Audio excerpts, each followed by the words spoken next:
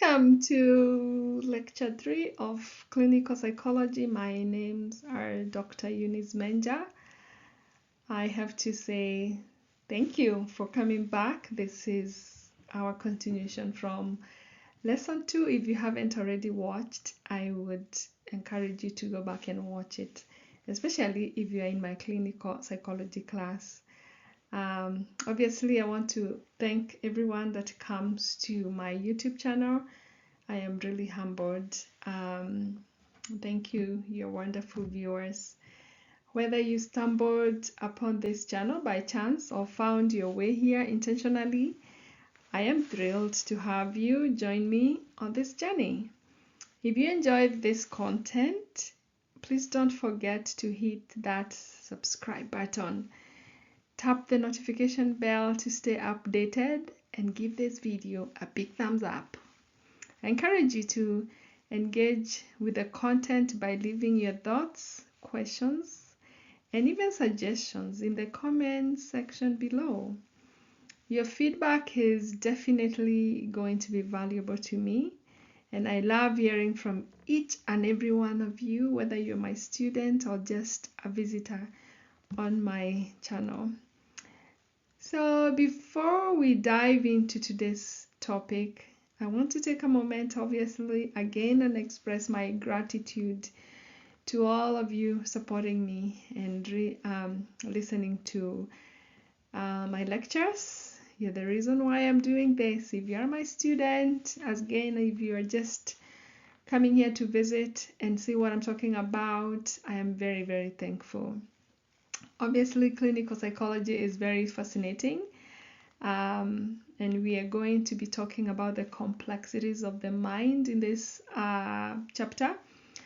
But let's be real. Sometimes I'm sure it feels like trying to unravel a ball of yarn for those people who do crocheting like me. Of course, today we are going to embark on a journey through these twists and turns of cognitive development. We know that there's a lot of things that are changing with people losing their memory too young, the onset of dementia or just Alzheimer's. We're going to explore everything that Piaget did, if you have ever heard about him, and we're going to be talking about some of the stages of memory. So let's get busy. So thanks again for tuning in, and I can't wait.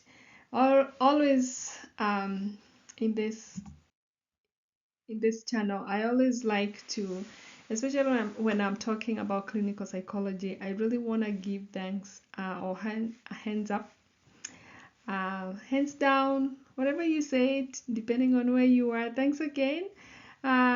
Experience Psychology by Laura King, which I'm going to put in my description. From McGraw-Hill Education. I want to acknowledge that the content in this video, definitely a lot of it is drawn from the textbook.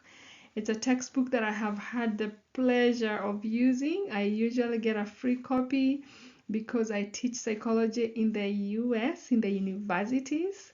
So I'm not paid to say this, what I'm saying, or giving them credit, but it is very, very important to recognize the resources that one uses because that is what is ethical. So a big thank you to Laura King and the team at McGraw-Hill Education for the technology that they have made in psychology. So here we are going to be talking about cognitive development. This is because we have already covered development, we've covered physical development in the last video. So if you haven't watched it, I would encourage you to go watch it. So let's dive into cognitive development. So cognitive development is actually refers to how intelligence, thought, and language processes change as we grow. Cognition refers to the operation of thinking and to our cognitive skills and abilities. So when we look at cognition or cognitive development, you're going to be looking from the early childhood to all the way to adulthood, late adulthood. But there is one intelligent person that we always talk about, and that is Jean Piaget. Depending on which country you're coming from, you're going to say Piaget or Piaget, whatever you want to say it, but I say Jean Piaget. He was a Swiss developmental psychologist in the between 1896 and 1980. I usually refer to him as a master of many minds. You know, that guy that really is renowned for his groundbreaking work in understanding how the little minds of a child or children develop. So obviously that makes him become the master of many minds to me. So I nicknamed him. He has a lot of expertise that he has shared in textbooks, in research.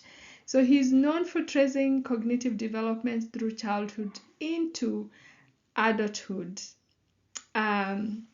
So let's talk about some of the things that Piaget talks about in his theory regarding cognitive development. One is a schema or the schemas. So what is a schema? A schema is a mental concept of framework that organizes information and provides a structure for interpreting it. Piaget described two processes that are responsible for how people use and adapt their schemas. First one is assimilation. Assimilation occurs when a person incorporates new information into existing knowledge. So assimilation is like, let me give an example. Assimilation is like fitting a new puzzle piece into a puzzle you already have. So when you learn something new that is similar to what you already know, you add it to what you already understand. For example, if you know about different types of fruits and you learn about a new fruit like a mango, you will just slot that information into your existing knowledge about fruits. So if you knew about, a lot of times I meet, like, my American friends have never eaten a papaya, or we call it pawpaw in Kenya in English. But in America, it's called papaya. So when you mention pawpaw or papaya, a lot of my American friends have never eaten a papaya. I've never seen one. So I take one to the office and say, "Oh, that's a papaya." So they are going to add that information, slot it in to the existing knowledge that they already have in their brain about the fruits. So they add it into the category of fruits. So that's what assimilation is all about. Also, the second one that Piaget talks about is accommodation. Accommodation occurs when a person adjusts his or her schema to new information. So accommodation is more like changing the shape of the puzzle piece, or even adding a whole new section into the puzzle.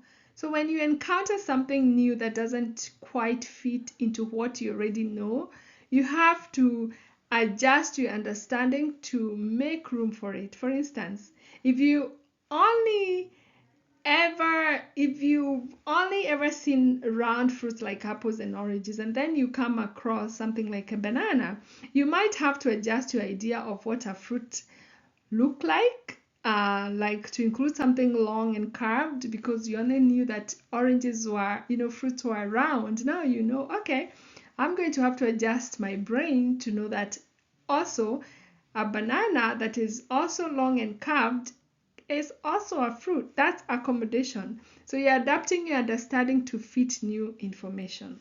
Okay? So I hope I gave you good examples. And here we're going to be talking, of course, let's look at Piaget's stages of cognitive development from early childhood, because that's where we're going to have to begin. Remember, I told you that's really where Piaget started. Okay, so Piaget has divided cognitive development into stages, and Piaget's first stage is, he calls it the sensorimotor stage. Okay, this stage lasts from birth to about 2 years of age. In this stage, infants construct an understanding of the world by coordinating sensory experiences, such as seeing and hearing. So with motor, which is the physical actions. For example, a baby playing with blocks, sometimes you give baby, of course you don't give them those tiny blocks because they might swallow them, and they might choke. So those are choking hazards. You have to, talking about the large blocks. A baby in the sensory motor stage might play with blocks, picking them up, banging them together, and exploring their texture and weight. This simple plays helps them understand about the properties of objects and how they can interact with them, which is a key aspect of this developmental stage. So he also talks about object permanence, which is Piaget's term for the crucial accomplishment of understanding that objects continue to exist even when they cannot directly be seen, heard, or touched. So for example, if you were a child and maybe you hear a bell ringing, and maybe that bell really is like your mom is trying to play with you but in a different place or hiding somewhere, so that is what you're calling the object permanence. All right, let's keep going. Now we are in the Piaget's pre-operational stage, which is between the age of 2 years to 7 years. The second phase of the cognitive development is called the pre-operational stage, which is the second phase of development. The type of symbolic thinking that children are able to accomplish during this stage is limited.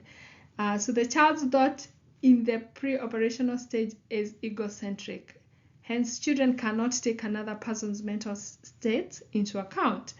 So pre-operational thinking is intuitive. Therefore, children make judgments based on gut feelings rather than logic. So let's look at symbolic thinking. For example, so sometimes we have pretend play. So the kids will using a stick as a sword or a block as a phone. So you probably have seen, when a child picks something that looks like a phone and pretend to be talking to their mom or their dad. And then the egocentric thinking, we're talking about, that, the child is totally unable to think that the other person that they are with in the same room can think differently apart from what they think. So the conservation dominance, talking about their interest without considering others' viewpoints, which is called the conservation dominance. Intuitive judgment, an example of that, the magical thinking, believing that wishing hard enough can make something happen, like their favorite toy can magically appear. And that's why I think maybe sometimes, when we tell kids about Santa coming at night, bringing the of course the gifts, that's the age that you can really lie to the kids that Santa really came, magically appeared and brought the gifts and put them under the tree. These examples help us or understand how children in the pre-operational stage think and behave in everyday situations. Okay. So the next stage is called Piaget's concrete operational stage, which is between the age of 7 to 11 years of age, which involves using operations and replacing intuitive reasoning with the logical reasoning in concrete situations. Individuals enter, or the children enter, the formal operational stage of cognitive development at 11 to 15 years. Example, I want to give an example of the concrete operational stage. Sorry about that, the 11 to 15 years. I was talking about the 7 to 11 years because we're talking about concrete operational stage. So which one is, giving an example of um, math problem. So at this stage, children can understand and apply logical principles and in concrete real situations. For example, they can solve a math problem involving addition. Mostly children start to learn about mathematics, subtraction, multiplication during this age. They understand that if you have 3 apples and add 2 more, you will have 5 apples. So that a child at this age, or even counting the blocks or even stacking the blocks, that they will know that the height is going to increase. Their thinking is concrete and based on real objects or situations. Okay? And then we go to the form operation, which is, we talked about, it is the stage that goes between 11 to 15 years. Form operational is that is more abstract. It is idealistic and logical than thought during the concrete operational stage.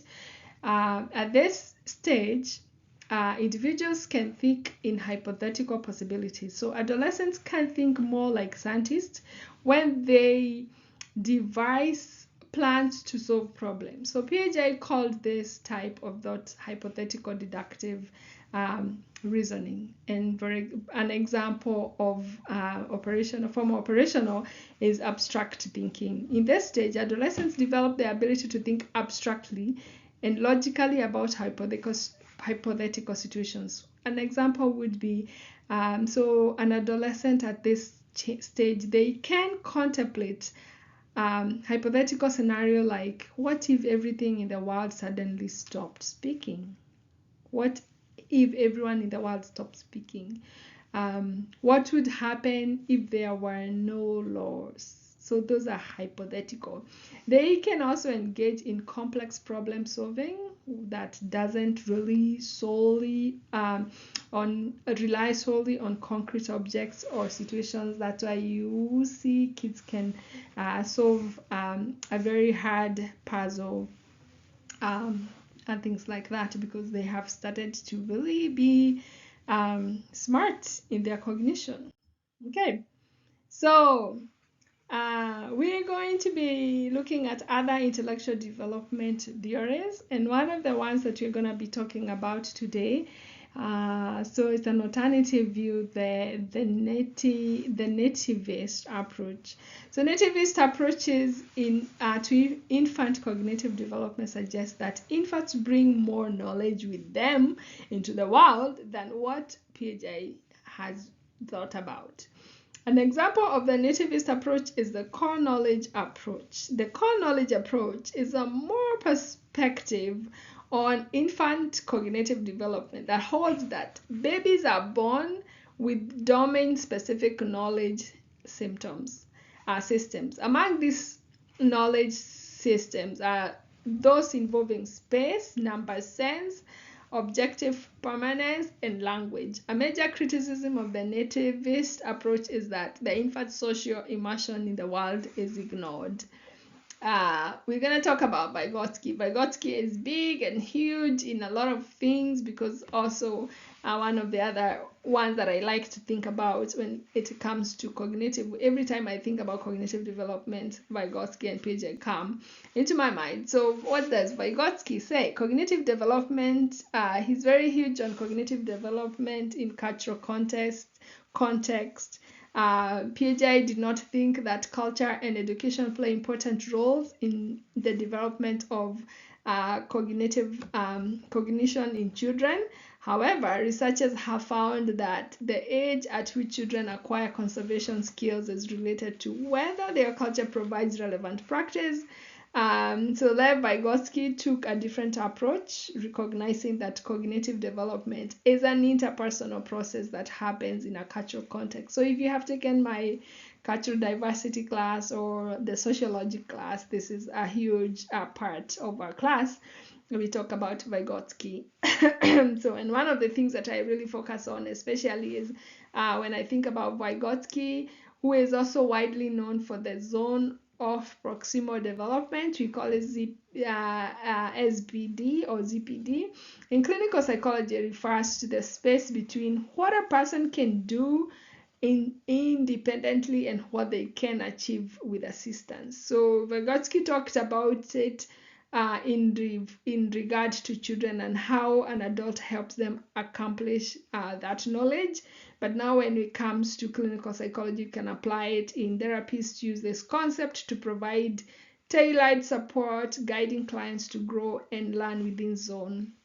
It's about recognizing and fostering an individual's potential to grow through appropriate guidance and intervention. So whether you're working with an adult or a child, you can be able to recognize that this is important for you to be able to support your client to achieve the next goal in terms of using their cognition. Information processing approach. This theory focuses on basic cognitive processes such as attention, memory, and problem solving. From this perspective, researchers have studied how the development of working memory relates to children's other development. Some studies have found a relationship between deficits in working memory and high school dropouts. Other researchers have explored executive function, which is thinking, problem-solving ability, planning, as in development on school readiness, and social cognitive skill acquisition. So unlike Piaget, this theory does not look for qualitative differences across the lifespan. Instead, it focuses on common brain processes at every stage of life.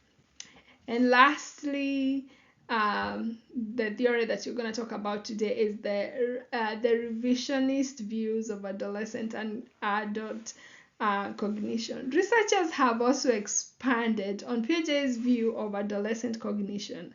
Although egocentrism has been noted as part of children's cognition, adolescent egocentrism involves the belief that others are as preoccupied with the adolescent as he or she is, that one is unique and that one is invisible. The sense of invisibility is the most dangerous aspect of adolescent egocentrism.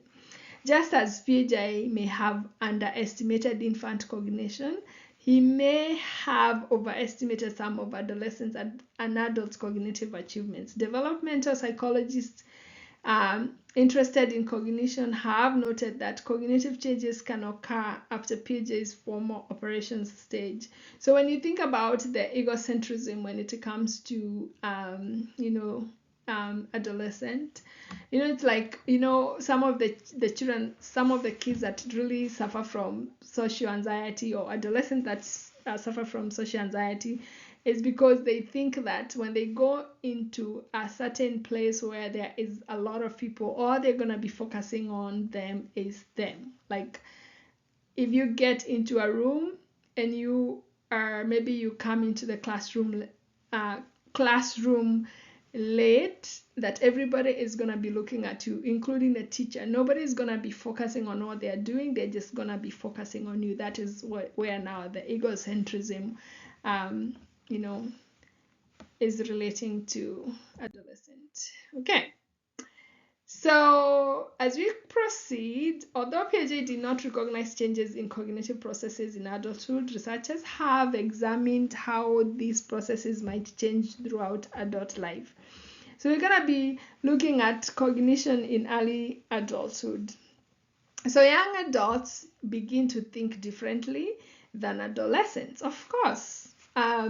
I'm sure you feel that way, ever since you left the teenage years, you are thinking like an early adult. If you're in college, thinking becomes more realistic, reflective, and pragmatic. As people move into early adulthood, their way of thinking definitely is going to change.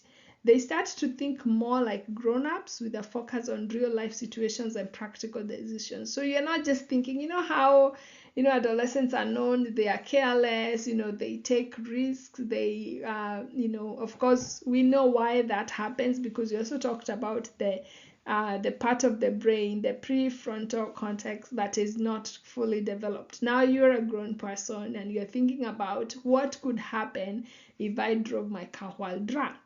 what could happen if I didn't show up in class? What could happen if I didn't show up at work? So that is what you're talking about. So the real life situations and practical decisions. So when you're making a decision, you know how that decision is going to impact you. They become more thoughtful and consider things different from different angles, which is why that there's not so much,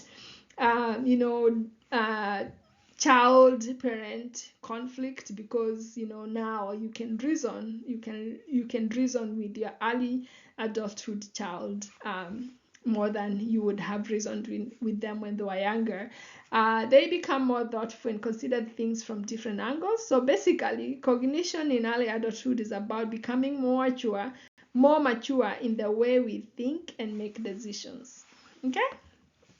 All right. So let's go into middle adulthood. Cognition in middle adulthood. An ongoing longitudinal study has found that middle, not early, adulthood is a period during which many people reach the peak of their intellectual skills. We're talking about, think of it like this. So middle adulthood, which is around the ages of 40 to 60 years, is when many people hit their intellectual peak.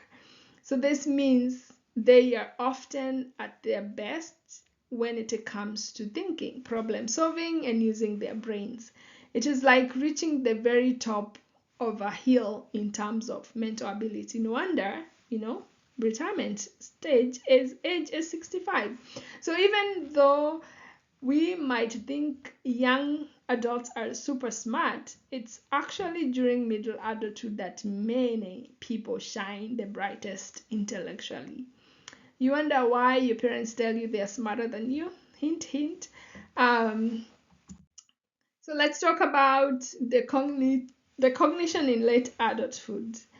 So obviously, we know that there is a decline in the speed of processing is apparent in middle-aged adults and becomes more pronounced in older adults.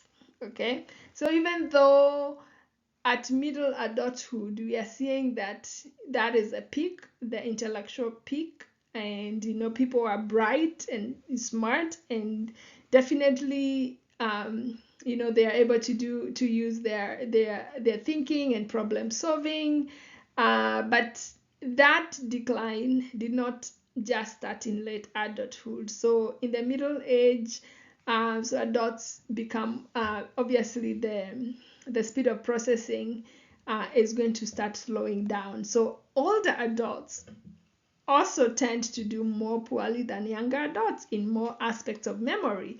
So we're not talking about here being smart or the wisdom. We are talking about the speed of processing information when you are older.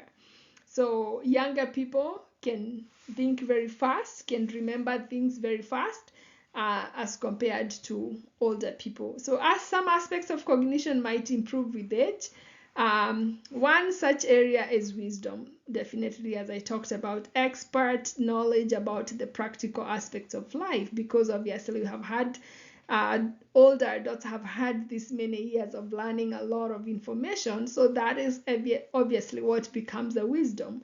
Their experiences, their skill, their knowledge, and everything else add up to what we call wisdom.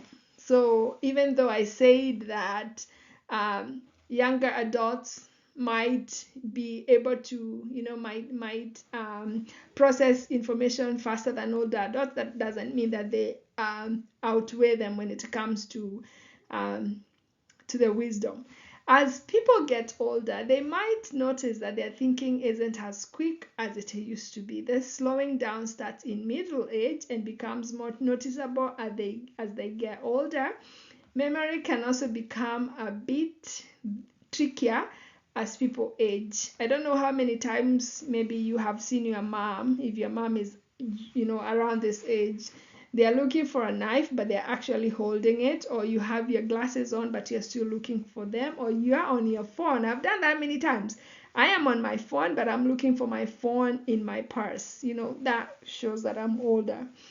With older adults often finding it hard to remember things compared to younger folks. Now, here's the interesting part.